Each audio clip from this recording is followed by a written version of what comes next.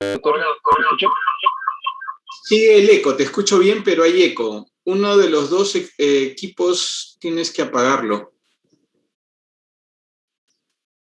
o suprimirle el audio nada más. Ok, doctor. Ahora sí te escucho bien. Perfecto. Gracias.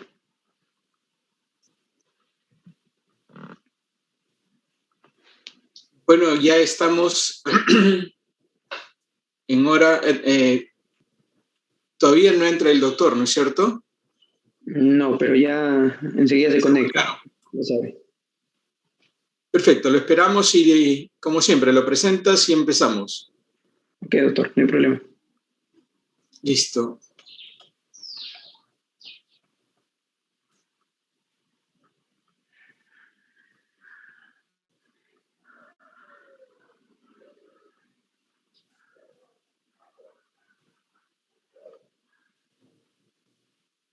Creo que ya entró el doctor Cruzado. Ah, sí, ahí está.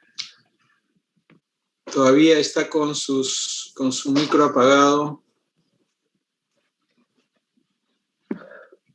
Hola, doctor Guillermo, ¿cómo está? Buenos días. Hola, David, ¿cómo está? ¿Todo listo? ¿Qué tal? Estoy buscando la... Buen día, doctor Cruzado. Y Está buscando la presentación, lo más importante. Sí, estoy buscando, ya la encontré ya. Esto es así. Bueno, David, que estés con nosotros. Te lo agradezco. El gusto es mío siempre.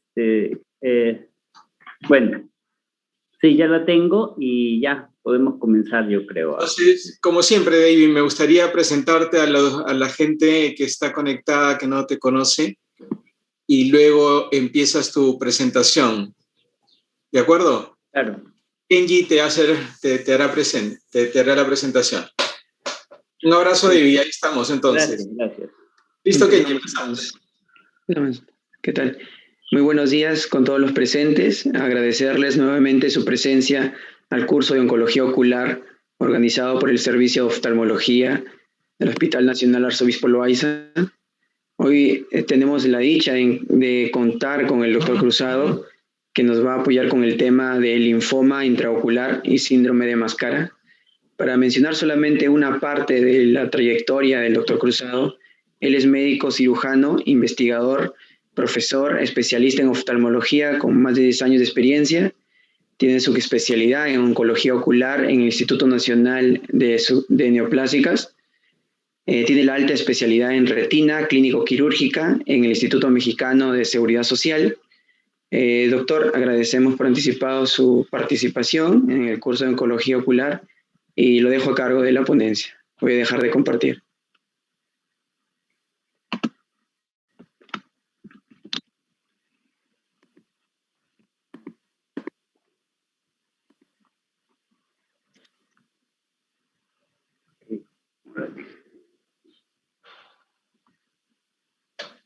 Ya está. Bien. A ver, voy a compartir pantalla. Esto de acá.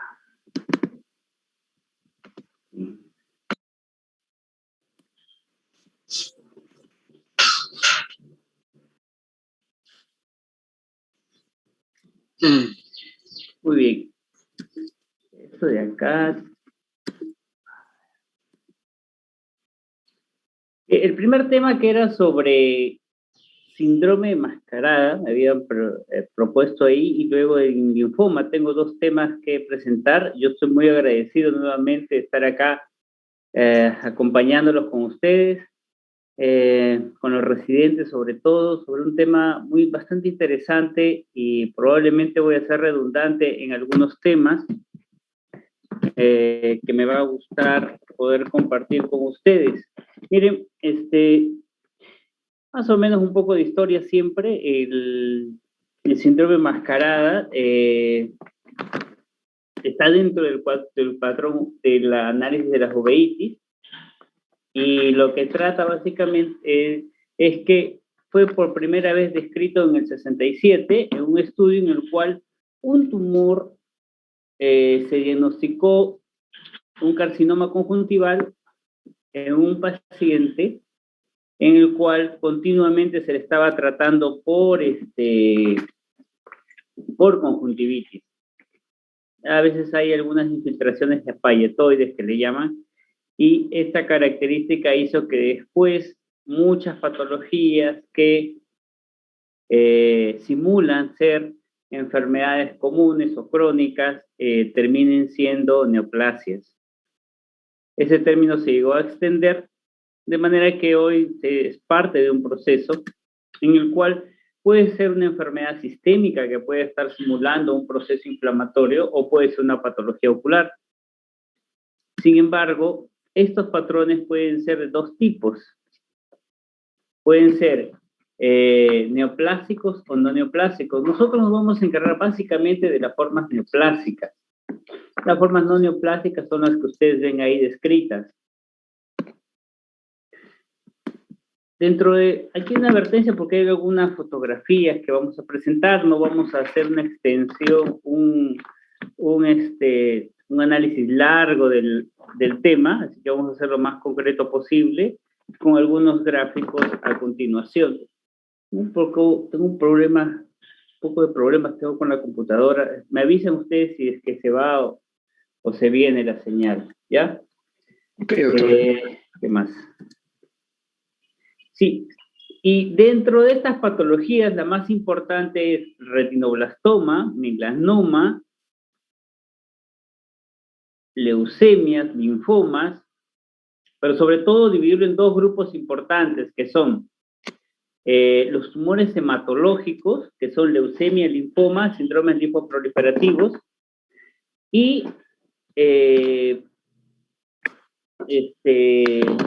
los tumores sólidos. Muy bien. Algunos grupos de estudio lo suelen relacionar con tumores pediátricos también. Y esto a la cabeza, ¿por qué? Porque vamos a hablar sobre retinoblastoma. Seguro tuvieron una charla muy nutrida e importante con la experiencia que tiene el doctor Raúl Cordero. Y sin embargo, yo voy nuevamente a colocar acá este tema porque el retinoblastoma es causa importante de forma de simular enfermedad inflamatoria cuando la causa es una enfermedad neoplásica. Y ahí ustedes ven ahí al otro lado un gatito en el cual ven los ojos de gato, ¿no? Que en la noche estos brillan, lo que nosotros conocemos como leucocoria, que es la característica más importante. En los niños, lo más importante es que uno tiene que indagar, tiene que sospechar que puede ser un retinoblastoma ante cualquier alteración oftalmológica, sobre todo cuando es intraocular, cuando hay leucocoria, cuando hay estrabismo, cuando hay buftalmo, incluso cuando hay sospecha de glaucoma. Miren ustedes acá, clásicamente tú ves ahí un fondo de ojo y ves eso, lo que tú estás viendo al costado por el video que va lentamente progresando, ves ahí la lesión. Clásicamente es una lesión blanquecina, normalmente puede estar en el polo posterior o en la periferia, puede ser uni o multifocal y está relacionada, es dependiente de la retina. Y esa es una clara imagen de cómo es un retinoblastoma. Durante la pandemia he vuelto a insistir con la parte de retinoblastoma porque habitualmente no es así como vas a encontrar los casos de retinoblastoma. Esto hay que sospecharlo. Aquí estamos con el doctor Mario Vitrago en el Instituto de Enfermedades Neoplásicas.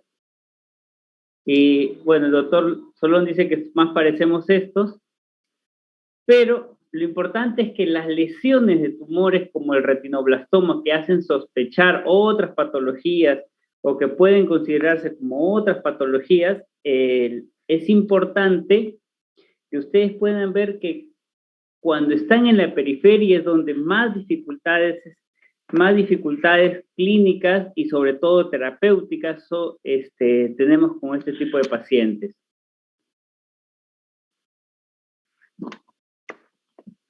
es que tengo la batería baja y se quiere colgar la máquina.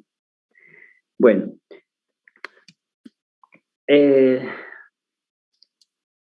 Habitualmente uno puede encontrar en las formas mucho más avanzadas en las cuales uno puede ver a este niño con características ahí de buftalmos, megalocórnea, ojo rojo, y ustedes pueden siempre revisar una ecografía ocular y ante sospecha de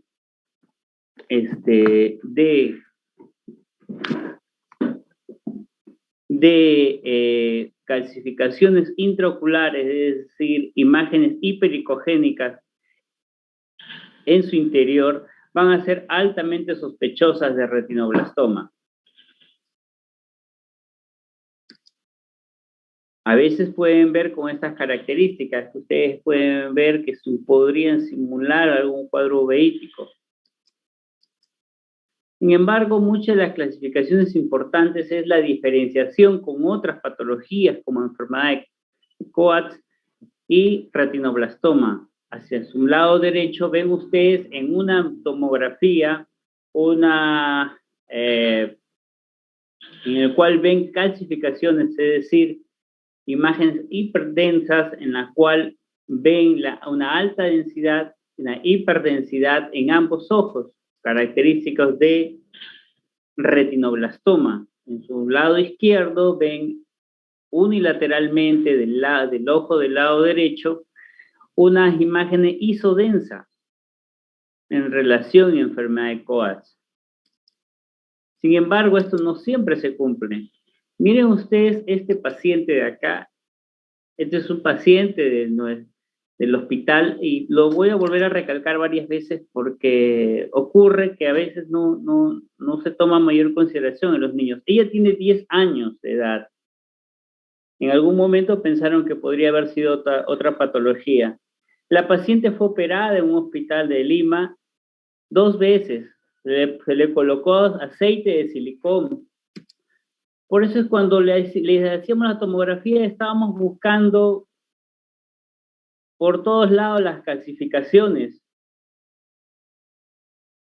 Por todos lados nunca encontramos las calcificaciones hasta que con los datos de ese hospital mandamos a alguien a investigar. Conseguimos la historia clínica, averiguamos el cirujano y fue operado, fue vitrectomizado y le colocaron aceite de silicón. Y desafortunadamente por la pandemia el paciente desapareció, no podía venir y hasta que llegó por redes sociales y llegó al hospital en estas condiciones.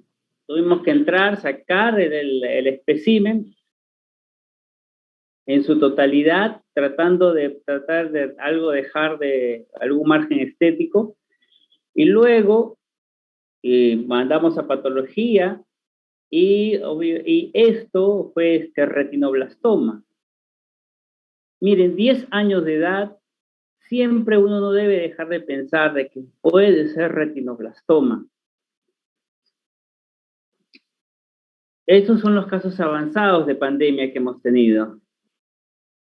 Otro diagnóstico diferencial, que es una condición que uno debe valorar, es sobre enfermedad de Coats. Enfermedad de Coats, a diferencia de la leucocoria, uno lo que va a encontrar es xanthocoria. Entonces, por el pigmento xantófilo, el pigmento amarillento que hay. Y básicamente lo que uno debe considerar son estas telangiectasias vasculares que pueden ver ahí, unas dilataciones oculares que se presentan, ¿sí? De tipo angiomatosa vascular, que tienen altos cambios en la permeabilidad y que producen alta exudación, que es la característica de este tumor. ¿Por qué? Porque este se presenta en mayores de 5 años y puede ser diagnóstico diferencial de retinoblastoma para una forma especial que es el infiltrante difuso. Miren, en la enfermedad de Coats uno lo que tiene que considerar la alteración a nivel macular, que al final va a ser importante del pronóstico final visual, y formación de membranas neovasculares producto del concentrado de lipídico, y por otro lado uno tiene que valorar la extensión de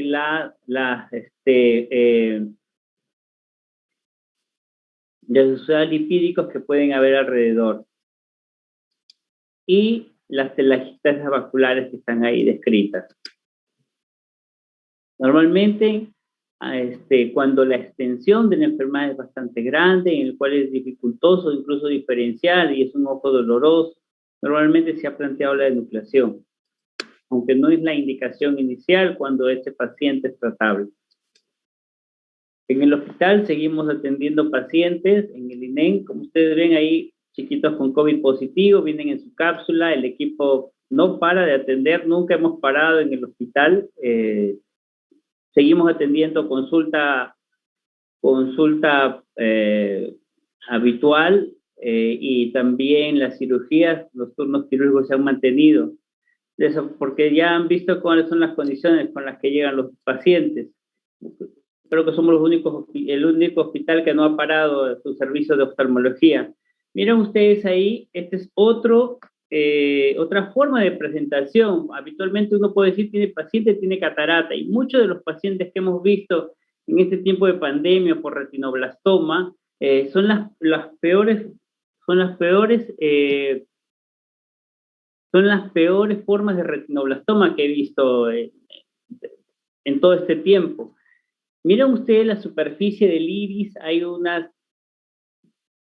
en la superficie del iris hay unos depósitos de color blanquecino, ¿sí? Unos nódulos blanquecinos, y eso es lo que se llama siembra tumoral en cámara anterior, lo cual cambia el pronóstico del paciente con retinoblastoma, y probablemente el tumor ha entrado en contacto con el cristalino y ha formado una catarata. Este paciente tiene retinoblastoma, y es ahí donde tiene ahí.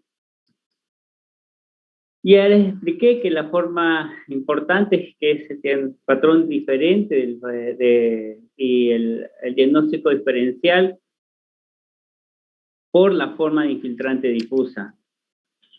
Otra característica importante es que ustedes pueden ver en el cuerpo ciliar los tumores más importantes que generan un síndrome mascarado son aquellos tumores que originan en el cuerpo ciliar. En el cuerpo ciliar, dos son muy importantes. En los niños, el meduloepitelioma, y en los adultos, el melanoma de cuerpo ciliar. Afortunadamente, ambos son extremadamente raros, pero no tan raros porque, por ejemplo, en oftalmología han presentado unos casos sobre meduloepitelioma en adultos. Y apenas estuve en el hospital, ven ustedes este paciente, las características que tiene, que tuve que nuclearlo, le han puesto su válvula, ven sobre el ojo, ven un dispositivo de plástico de una válvula. A este paciente lo han catalogado por mucho tiempo como un glaucoma congénito, le colocaron su válvula, se perdió por la pandemia y vino con un tumor exteriorizado. Tuvimos que entrar a nuclear y el diagnóstico fue meduloepitelioma.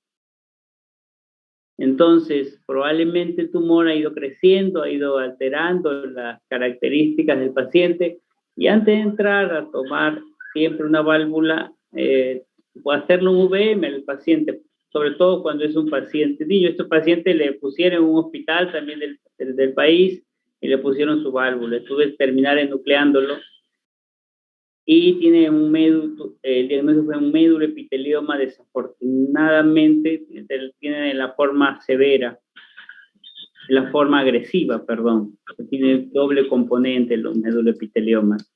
Este es uno de los niños que ha sido nucleado y queda con su prótesis. Este paciente de acá, como ustedes pueden ver, tiene las características de precipitados retroqueráticos en su ojo izquierdo. Inmediatamente evaluamos, el ojo derecho está normal y el ojo izquierdo ve una lesión blanquecina. Este paciente tiene como diagnóstico, si mal no recuerdo, tenía leucemia.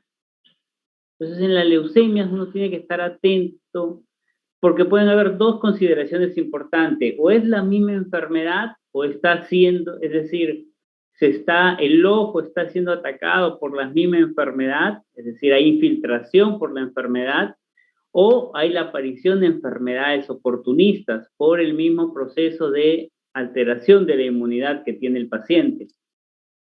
Entonces, antes de decir que es una leucemia, que está activa o no, se hace una evaluación y nosotros así hicimos un screening y ese paciente tuvo como diagnóstico toxoplasmosis.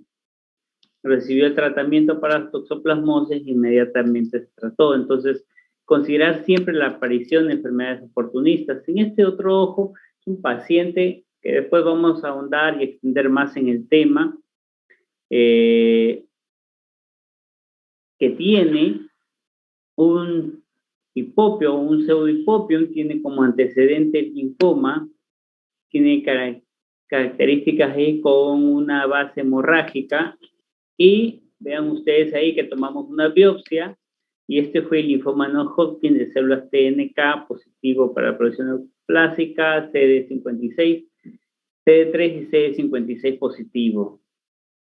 Y nosotros iniciamos tratamiento con metrotexate, el otro Mario ahí, y tuvimos bastante buenos resultados, como además del esquema de quimioterapia sistémica que se le reindujo nuevamente. Los tumores también pueden simular no solamente enfermedades inflamatorias, sino enfermedades vasculares. Vean ustedes una hemorragia en llamas, pero lo que está pasado es que es el mismo tumor que ha crecido cerca del nervio óptico y ha generado, y por el efecto tumoral del tamaño, ha comprimido probablemente un espasmo de las venas, porque una de la fisiopatología de las oclusiones vasculares es también una compresión externa, no solo alteración también fisiopatológica de la hemodinamia, y lo que ha condicionado es una oclusión vascular, pero ustedes ven ahí más hacia la parte inferior, ven en esta zona de acá, ven ustedes un tumor. Y en el otro ojo contralateral que ayuda a hacer el diagnóstico, otra lesión con fluido subretinal. Entonces esto en relación a un cáncer de tiroides, él como primario tiene un cáncer de tiroides con difícil tratamiento. Esto es muy, muy raro que el cáncer de tiroides haga metástasis intraocular, pero puede ser en este caso que ha tenido una pobre respuesta. Bien. Este otro caso es un paciente, es un niño con antecedentes familiares de leucemia, es decir, el primo y el hermanito tuvieron leucemia y vienen con estas características y le había dado varicela.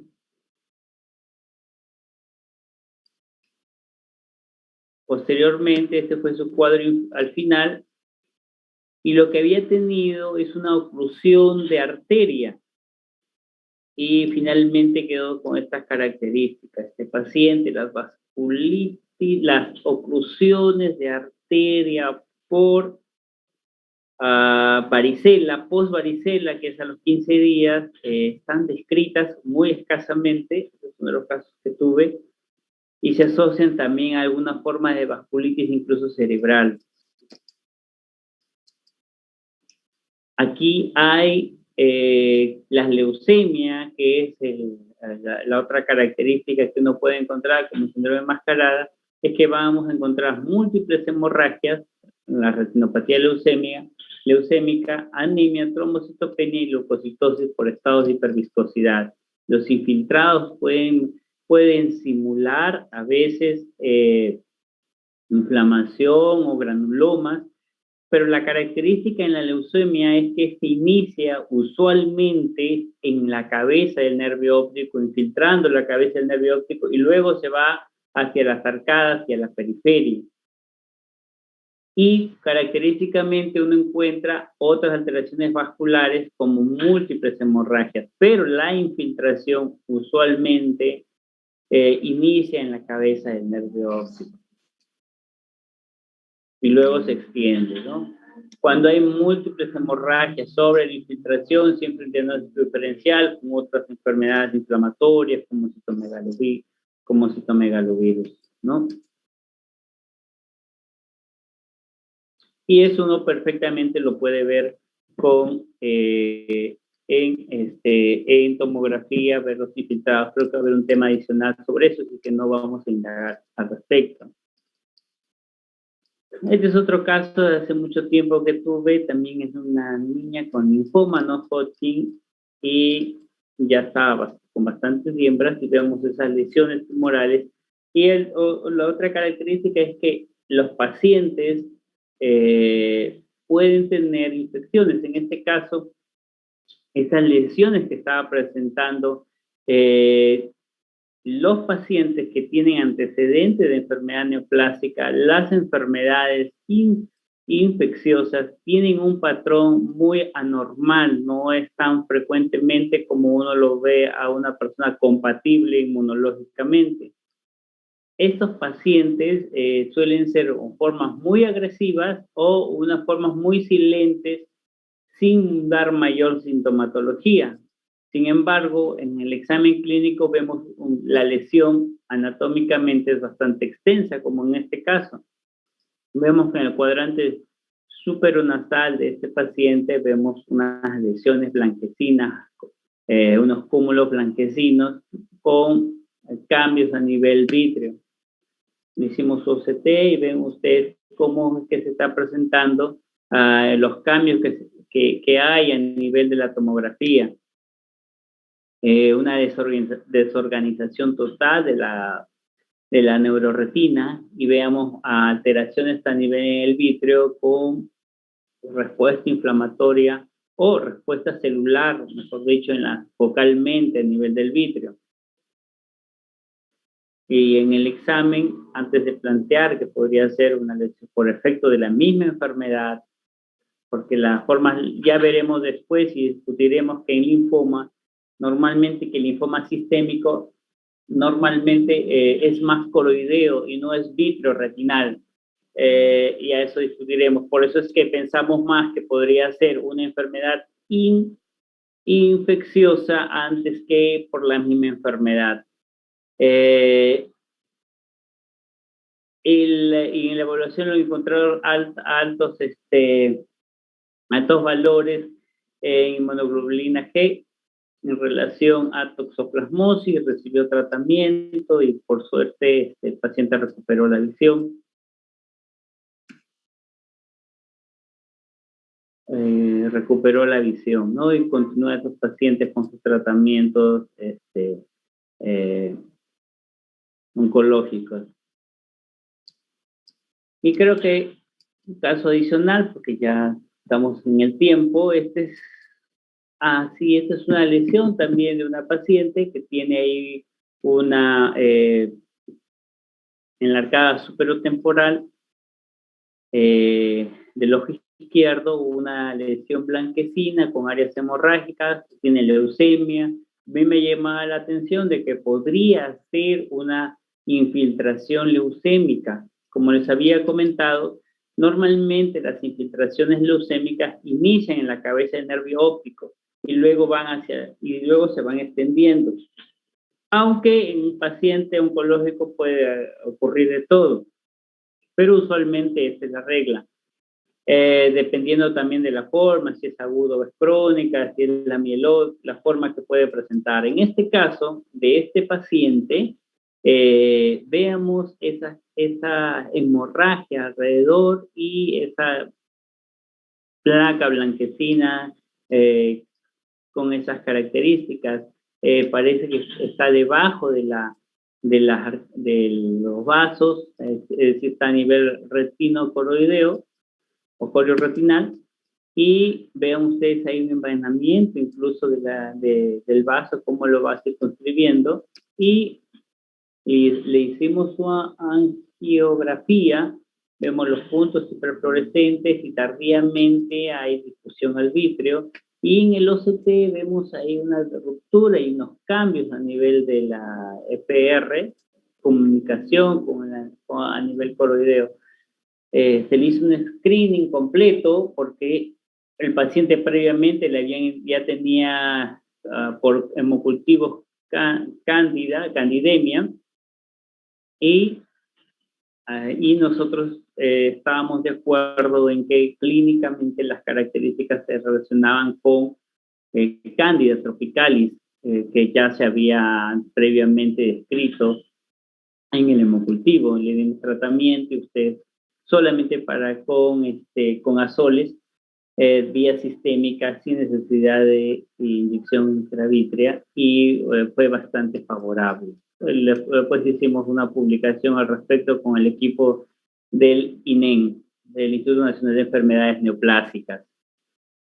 Muchas gracias. Esta es la parte de síndrome enmascarado y una parte muy, muy pequeña sobre linfoma. Creo que es este de acá. No sé si es este. Creo que sí es este. Vamos a quedarnos solo la parte del linfoma. El linfoma también simula una enfermedad enmascarada, y por lo tanto vamos a nosotros a notarlo cuándo es que debemos enfrentar a un paciente, cómo debemos enfrentar a un paciente con linfoma intraocular. Entonces, los linfomas representan el 5% de todos los cánceres, y la mitad de les he explicado que hay dos tipos de neoplasia: las enfermedades neoplásicas hematológicas y los tumores sólidos, ¿sí? O los tumores, para algo más sencillo, líquidos y sólidos, no hay gaseosos. Los líquidos serían las enfermedades hematológicas, y la mitad de ellas representa el linfoma. Los linfomas pueden ser Hodgkin, no Hodgkin, dependiendo de su estirpe, y pueden ser linfoma no Hodgkin, células B, células T y TNK, natural killer. Y el linfoma, y podemos también valorarlo si es un linfoma nodal o extranodal.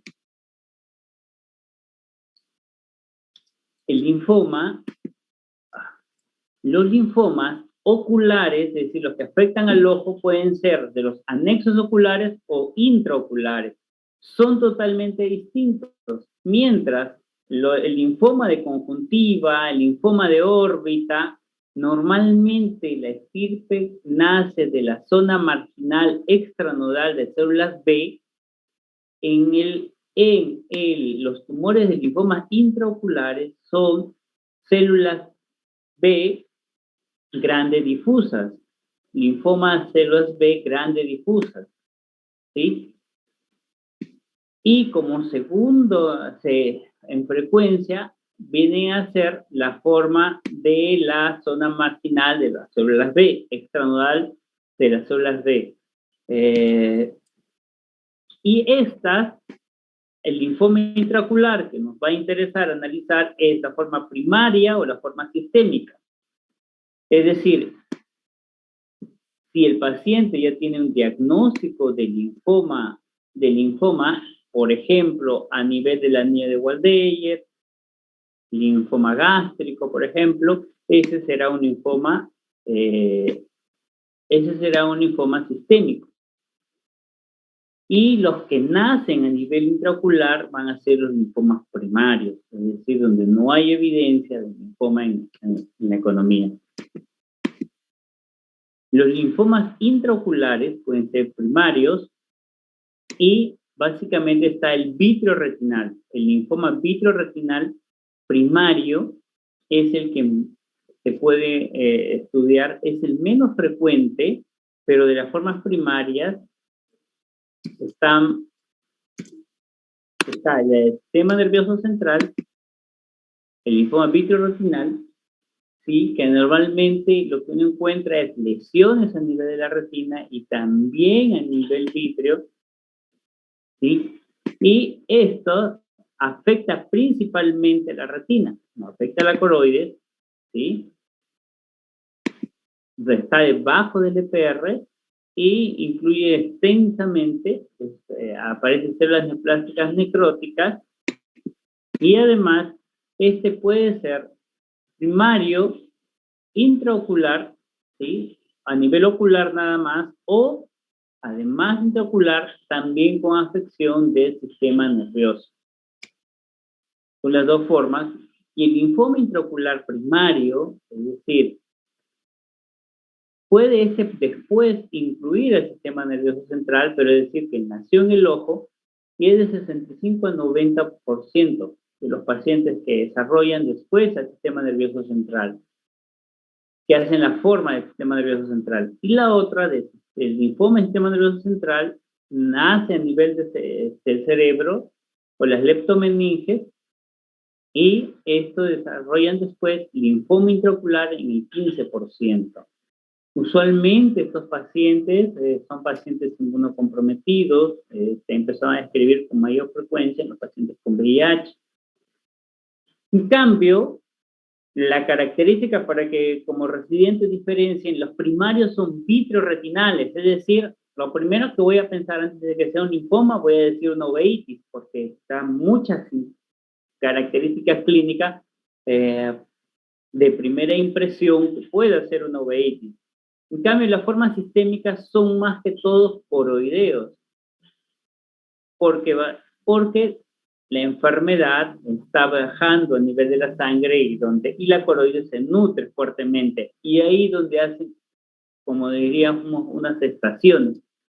Y como ustedes pueden ver en este corte, ven netamente la coroide totalmente engrosada, principalmente por el linfoma,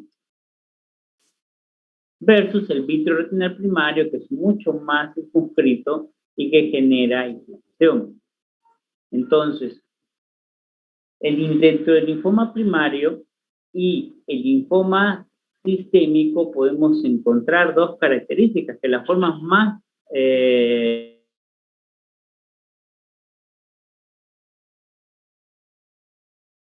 solo un ojo. Los síntomas más frecuentes que les decía de las formas primarias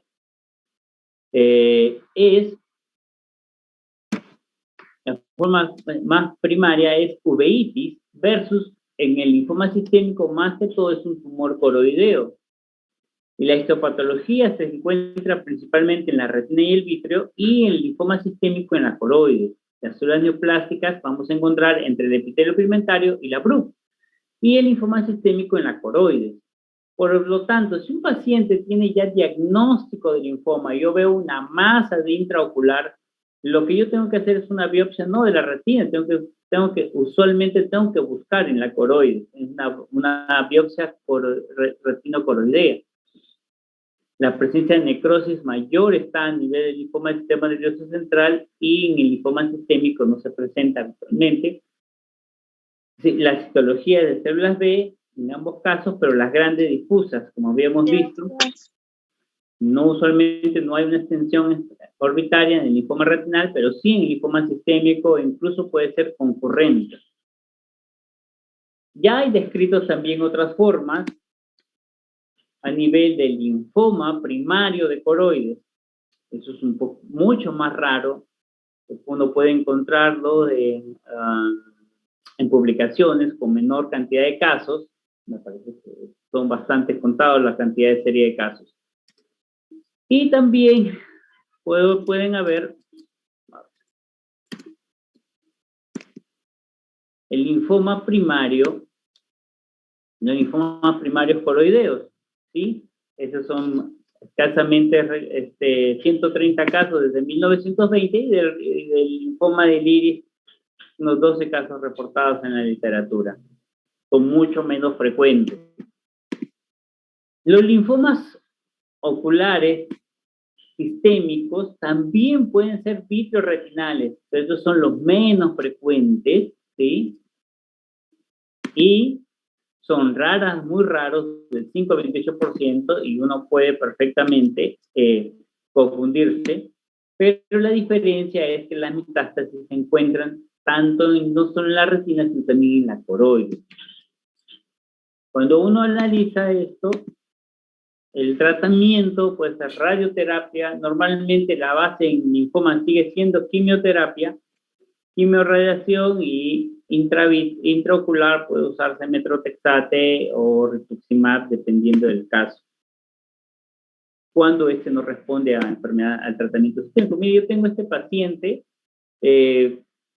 catalogado definitivamente con un diagnóstico de linfoma del anillo de Waldeyer, ¿sí? Y este paciente estaba en seguimiento por oncología clínica, por los hemato-oncólogos, y vean ustedes cómo es que llega con múltiples lesiones blanquecinas, multifocales, con hemorragias, con múltiples hemorragias, también con cambios a nivel macular. Vean ustedes, cuando le hacemos el OCT, veamos todas esas características infiltrativas a nivel de la retina, ¿sí? En el EPR, vean ustedes cómo se va despegando también la neuroretina y se está llenando por unos cúmulos hiperreflexivos. ¿Cuánto tengo tiempo ya? Ya. Y vean ustedes en el OCT cómo es que infiltra totalmente la neuroretina, va engrosando desde las capas externas y en el EPR, pero también altera el nivel de la coroide. Este paciente fue diagnosticado de un linfoma secundario, ¿sí? Pero de características retinocoroideas. Normalmente uno esperaba netamente coroideo, pero no, este es predominantemente vitreoretinal. Y el paciente recibe su tratamiento y solamente tenía en un solo ojo todas las características de la forma sistémica, que es unilateral, y tiene esta característica básicamente de ser retinal. Quimio y radioterapia, y vean ustedes la respuesta, el paciente recupera buena parte de su visión nuevamente, y este es en el seguimiento del OCT. Muy bien, eso sería todo lo que quería mostrarles hoy día. ¿Sí? Muchas gracias. Muchas gracias, doctor Cruzado. Excelente presentación, como siempre. Doctor Barriga, no sé si tendrá algún comentario antes de ver las preguntas. Sí, claro que sí. David, como siempre, te felicito. Tus clases son realmente espectaculares. Esas fotos que tienes son impresionantes, realmente. Yo tengo varios comentarios que hacer, más que preguntas. Los síndromes de mascarada siempre han sido un reto para cualquier médico, para cualquier, en este caso, oftalmólogo, que ve muchos pacientes de clínica, como se ven en un hospital general. Y la verdad es que de estos casos de síndromes mascarada, hemos aprendido la necesidad de enfrentar todo caso clínico que uno ve en su vida cotidiana de manera siempre sistémica, de manera siempre integral. El peor error que podemos cometer los médicos es pensar que estamos viendo una enfermedad y equivocarnos sin haber considerado que había otra posibilidad de por medio. Por eso, cuando nosotros los profesores insistimos tanto en tener diagnósticos diferenciales en el momento de plantear el plan de trabajo de un caso clínico, si tenemos en cuenta que uno de ellos puede ser un síndrome de mascarada, por lo general vamos a encontrar la enfermedad. Si nos equivoquemos la segunda, la tercera o la cuarta vez, si tenemos en quinto lugar el síndrome, lo vamos a encontrar. Lo peor es pensar que tiene un glaucoma y solamente pensar en glaucoma y además olvidarnos del paciente o advertirle al paciente lo que puede pasar si es que nos hemos equivocado. Ahí nosotros tenemos que, como les digo, tomar esto desde el punto de vista filosófico y hacerlo una forma de nuestra manera de enfrentar nuestros casos y a nuestros pacientes, ¿no? Porque es la regla. Culturalmente, a un médico que se equivoca y solamente pensó en un diagnóstico, se le juzga peor que aquel médico que se equivocó con el diagnóstico principal, pero tuvo al diagnóstico diferencial o tuvo a la enfermedad en cuestión en el diagnóstico diferencial y no llegó o no pudo finalmente encontrar el diagnóstico verdadero, ¿no? Pero acuérdense siempre de eso. Y estos, como les digo, estos casos que los hemos visto muchas veces en el hospital, son un desafío. Nos han enseñado eso, ¿no? Que a los pacientes hay que verlos siempre de manera integral. Siempre va a haber un dato en la historia o un dato en el examen que está fuera del área de incumbencia de la molestia que más afecta al paciente, que nos va a dar la clave del diagnóstico, ¿no? Por eso pedirte, David, que nos digas cuáles son los tips para diagnosticar síndrome de mascaradas. Creo que el tip mejor es acordarse siempre que hay que hacer un examen completo. No sé qué opinas tú sobre esa filosofía, ¿no? Yo tuve la suerte de exponer unas semanas antes de la pandemia en el Congreso de Retina. Y presenté el último caso del Congreso y era un poco un agradecimiento a uno de mis profesores del Hospital de Policía que había fallecido, que era el doctor Javier Sánchez, había sido retinólogo. Y dentro de su peculiaridad, personalidad, nos decía: no hay médico bueno ni médico malo, hay médico que examina y médico que no examina, nada más. Así es. Y esa cosa siempre se me quedó en la cabeza, porque la idea de examinar, de indagar, de buscar los síntomas, es lo que va a ayudar a uno a entender mejor o a explicar mejor el cuadro que está teniendo al frente. Yo quiero comentarles un caso. No he tenido la oportunidad de completarlo porque lo vio bastante gente. Me llega a mí una paciente, no puedo decir incluso de qué es porque a lo mejor a la gente lo ha conocido, y yo le examino por primera vez, me dice que le ha molestado un poquito la visión. Yo veo la agudeza visual 20/20 y yo veo un poquito de, ojos secos, ¿no? Ojos secos es lo más común en plena pandemia, ojos secos es lo más frecuente. Le digo, le voy a dar unas gotitas, unas lágrimas y veamos cómo está la siguiente semana. La siguiente semana llega y, doctor, he mejorado, incluso ha aclarado mi visión. Ah, qué bueno, no se siente feliz. Entonces lo examino, ojo rojo, empieza con flare y empieza en el borde de la pupila, empieza a ver unos pequeños signos de inflamación a nivel del iris. Yo, hoy, tiene uveitis. Entonces, ¿yo qué hago? Uveitis. Bueno, en la clínica tenemos una especialista en uveitis. Mire, usted tiene una uveitis, conozco una experta en uveitis, pase por favor con la experta en uveitis, menos mal que vino. Y sí ha mejorado y va a seguir mejorando, pero mejor que lo vea la experta en uveitis.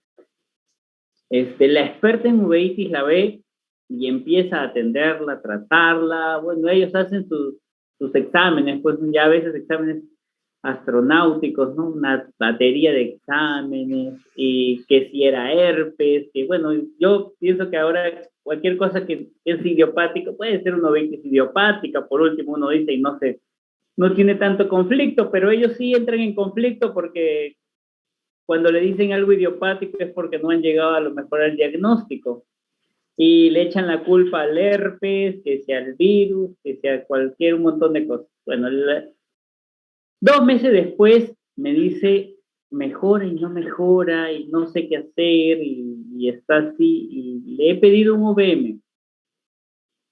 Le pide el VM. Y en el VM lo que tenía era un melanoma de cuerpo ciliar. Dios santo. Un melanoma pequeño, de cuerpo pequeño, pero que seguro que estaba creciendo y estaba empujando al iris, estaba generando, a veces subiéndole la presión y haciendo una despigmentación. Y me dice, anecdóticamente he encontrado nuevamente me lo devuelve, le empiezo a ver y sí, pues era un melanoma de cuerpo ciliar, casi en la raíz del cuerpo ciliar, adherido al iris. Entonces, Vean ustedes que estas cosas a veces comenzó como un simple ojo seco, 2 meses después es un melanoma de cuerpo ciliar que estaba haciendo un síndrome enmascarado como una respuesta inflamatoria de tipo uveítica, y ahora tendríamos que decidir cómo tratarlo, ¿no? Pero eso es lo que les comento, que también pasa, o sea, pasa porque a veces los síntomas a veces no son tan específicos, no vienen como en los libros que uno lee, ¿no? Todos los síntomas seguiditos, con la forma, los colores, no es así. Y además, pensando menos en un paciente de 30 años, ¿no? Menos en un paciente de 30 años. Así es.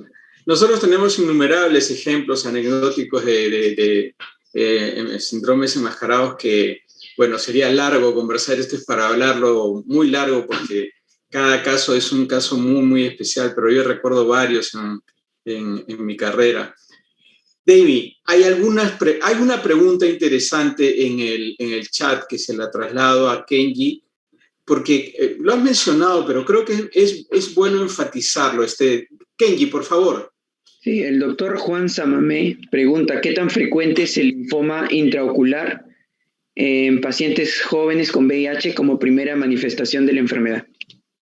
Linfoma intraocular primario VIH. De hecho, el linfoma intraocular primario en pacientes con VIH es frecuente, pero no es lo más frecuente que uno va a encontrar. Es decir,